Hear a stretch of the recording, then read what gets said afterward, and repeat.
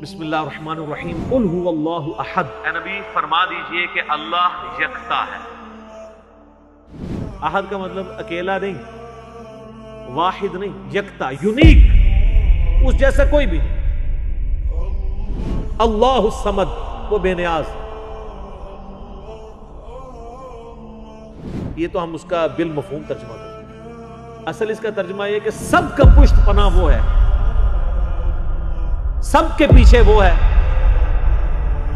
सबका सहारा वो है, उसका सहारा कोई नहीं। समद अरबी में उस चट्टान को कहा करते थे जो जंग में दुश्मन से बचने के लिए पीछे पहाड़ लिया जाता था ताकि पीछे से हमला ना हो। उस पहाड़ के लिए भी समद का लफ्ज इस्तेमाल होता था।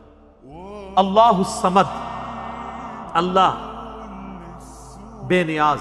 लम यलिद वलम यूलद, ना उसने किसी को जना और ना वो किसी से जना गया, यानी उसका भी कोई बाप नहीं है और ना वो खुद किसी का बाप है। अल्लाह ताला जो है वो हमेशा से, इस पे मेरा यूट्यूब पे क्लिप भी है, Who created God? अल्लाह को किसने पैदा किया?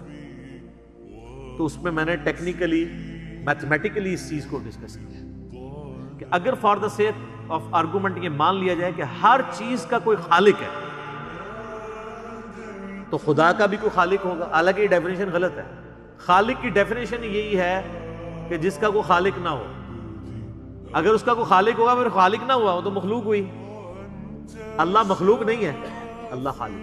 तो मैंने उसमें टेक्निकली बताया था कि अगर for the sake of argument ये बात मान ली जाए कि अगर किसी हर चीज का कोई क्रिएटर है तो अल्लाह का कोई क्रिएटर होगा, तो फिर जो अल्लाह का क्रिएटर है उसका भी कोई क्रिएटर होगा, और फिर जो वो क्रिएटर है उसका भी कोई क्रिएटर होगा। तो क्या ये इक्वेशन कहीं पे रुक सकती है?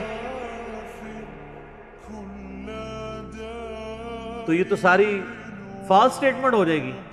जबकि दूसरी तरफ रियलिटी है कि हम मौजूद हैं, मखलूक है, ये एक हकीकत है। इस हकीकत को रिवर्स करने के लिए अगर ये माना जाए कि हमारा कोई क्रिएटर, उसका भी कोई क्रिएटर, उसका भी कोई क्रिएटर, तो दूसरी तरफ तो आप हकीकत तक पहुंच ही नहीं सकते। इन्फिनिट है। तावक्ते के आप किसी एक को ऐसा ना मान लें कि जिसका कोई क्रिएटर ना हो, जहां से सब स्टार्ट हुए हो। तो सर वही तो है लम यलिद वलम यूलद। मैथमेटिकली ये स्टेटमेंट उसी वक्त दुरुस्त होगी जब किसी एक को ऐसा मानना पड़े कि उसका, वरना तो ये शुरू रुकेगी नहीं। इसीलिए बुखारी में हदीस है कि शैतान तो में आके कहता है कि पहाड़ों को किसने पैदा किया? तुम कहते हो अल्लाह ने। वो कहता है दरख्त तुम किसने पैदा किया? तुम कहते हो अल्लाह ने। फिर वो तुमसे पूछते हैं अल्लाह को किसने पैदा किया? जब वो ये कहे तो तुम कहा करो कुल हुवल्लाहु अहद अल्लाहु समद लम यलिद वलम यूलद वलम यकुल लहू कुफुवन अहद। तो टेक्निकली स्पीकिंग वही बात की है कि उसका तो क्रिएटर हो नहीं सकता। मैथमेटिकली ये स्टेटमेंट रॉन्ग हो जाएगी। वलम यकुल लहू कुफुवन अहद, और अल्लाह ताला की टक्कर का कोई भी नहीं, कोई उसके बराबरी का नहीं। ये वो टेस्ट है चौथा जिस पे कोई दुनिया का बंदा, कोई कायनात के बड़ा सा बड़ा इंसान भी पूरा नहीं उतर सकता कि उसकी टक्कर का कोई हो, उसकी बराबरी का कोई हो। कोई कितना भी बड़ा हो मखलूक होगा। मखलूक है तो उसके साथ नींद जुड़ी हुई होगी, मखलूक है तो उसके साथ खाने पीने का मोहताज होगा, मखलूक है तो वो पेशाब का मोहताज होगा, और सबसे बड़ी मोहताजी कि उसे मौत आ जाएगी। और अल्लाह को मौत नहीं आती। वो अल हय्युल क़य्यूम।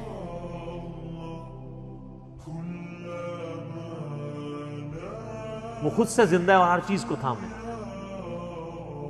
तो ये सूरह इखलास यूनिक सूरत है इस एतबार से, इसीलिए इसे कहा जाता है टच स्टोन ऑफ थियोलॉजी, तौहीद की कसवटी, कि अल्लाह यकता है, वो बेनियाज है, सब उस पर डिपेंडेंट है, वो किसी पे डिपेंडेंट नहीं, और ना वो किसी से जना गया, ना उसने किसी को जना, और उसके टक्कर का, उसकी हमसरी का कोई नहीं।